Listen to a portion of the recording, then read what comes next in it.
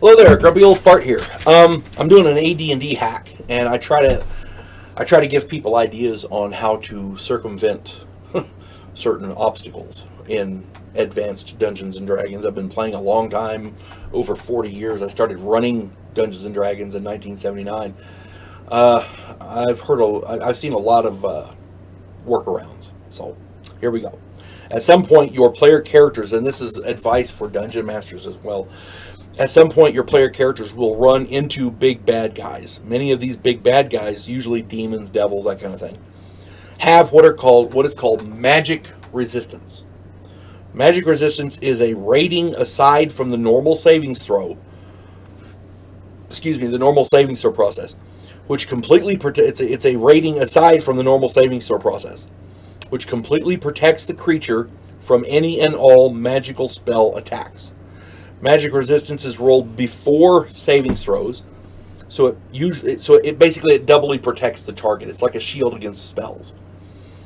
An example of meaning a fireball centered a foot in front of the target who has 80% magic resistance explodes. So this guy's got 80% magic resistance. The fireball explodes a foot in front of him. If the target makes that 80% percentile roll, it is completely protected from the fireball. If it fails that roll, the target still gets to try a savings throw to only take half damage. So it's an extra layer of protection that really stymies a lot of players.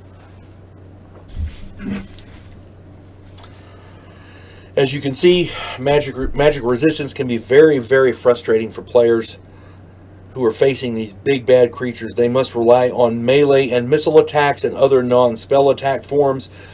Most big bad creatures like this have tons of hit points and can deal massive, massive damage. So it makes for a harrowing endeavor, to say the least.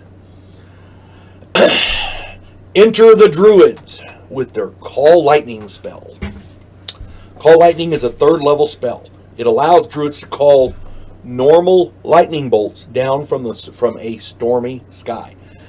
These are normal, non-magical lightning bolts that the Druids call and direct. The magic doesn't create the lightning, it just calls and directs the lightning. Call lightning. In the spell description, it clearly states the Druid is then able to call down bolts of lightning from the sky to the ground from a storm. So these are natural lightning bolts. As normal lightning bolts, these lightning bolts bypass magic resistance, and the target must rely on its saving throws just like everyone else. Also, the Druids get multiple attacks with each spell. I want to say it's one for every 3 levels, if I'm not mistaken, something like that. I haven't read the spell in a while, so bear with me. But note the casting time and the rate of the lightning bolts. You only get to cast one. It's one, but you get to cast 1 bolt per turn. But you get so many bolts depending on your level.